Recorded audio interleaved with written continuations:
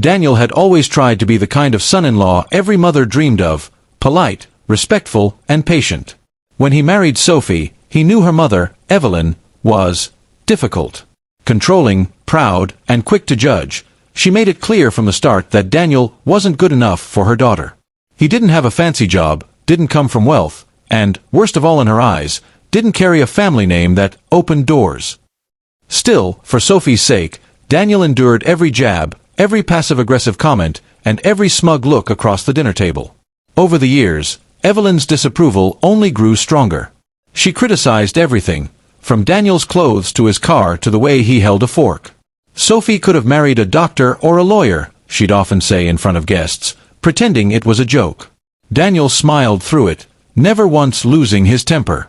But the moment that changed everything came one Sunday evening during a family dinner. Sophie had insisted they attend.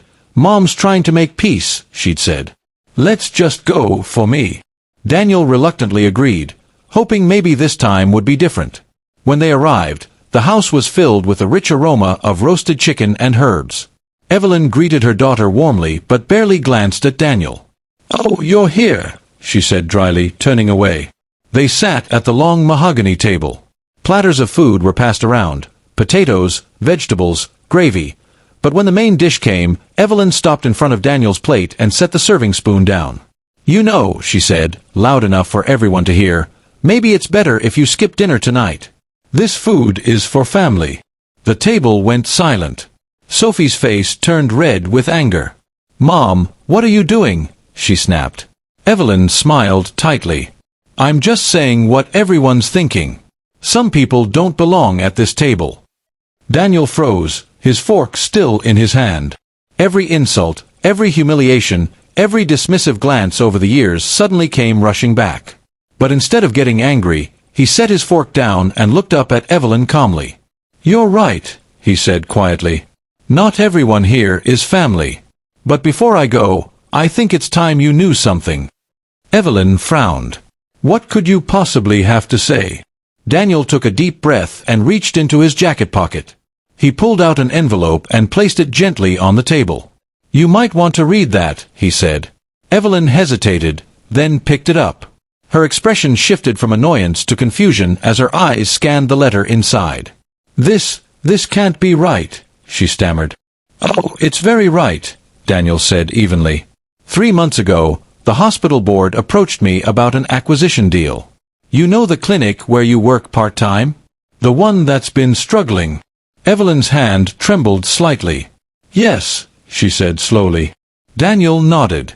"Well, my company finalized the purchase last week. I'm now the majority owner." The color drained from her face. "Your company?" Sophie looked stunned. "Daniel, what are you talking about?" He turned to her gently.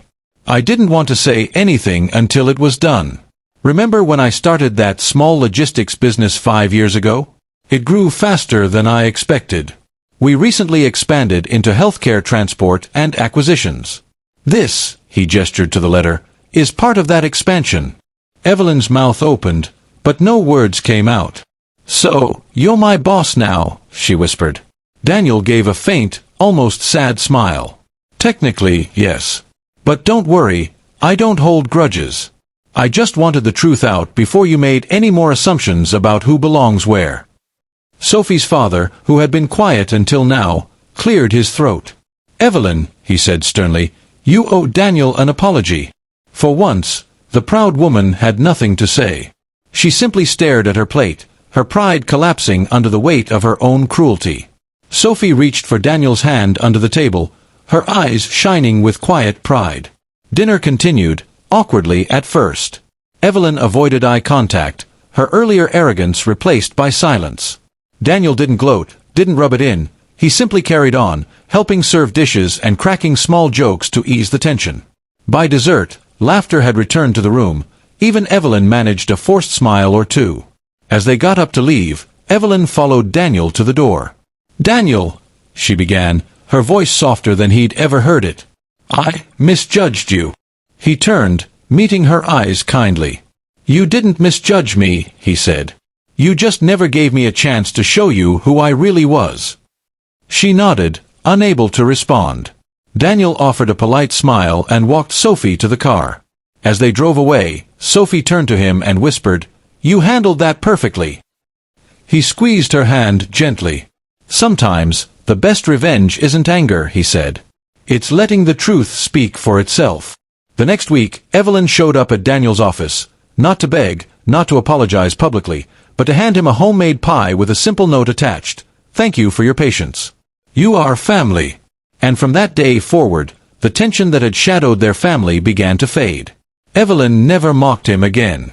Because she had finally learned, true worth isn't measured by wealth or status, but by quiet strength, humility, and the power to forgive when you could have humiliated instead.